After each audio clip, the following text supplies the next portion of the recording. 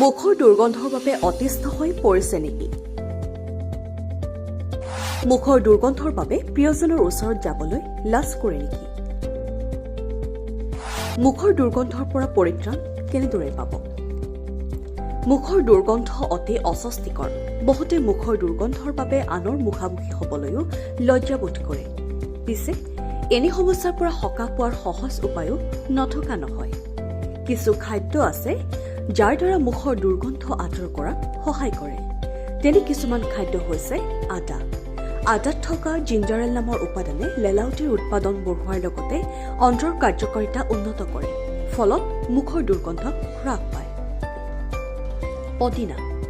পদিনা পাতত থকা মেন্থল আৰু এণ্টিবেক্টেৰিয়েল গুণে অন্ত্ৰৰ বেক্টেৰিয়া ধ্বংস কৰাত সহায় কৰে, ফলত মুখৰ দুৰ্গন্ধ আঁতৰ হয়।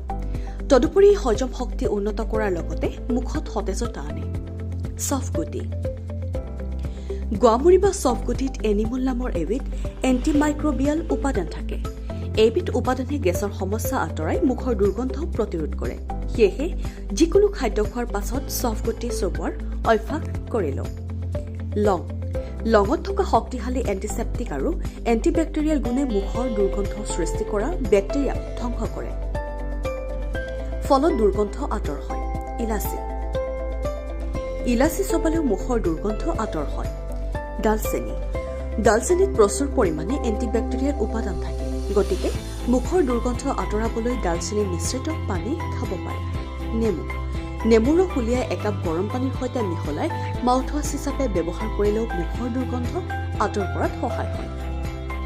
News extra report NDTV।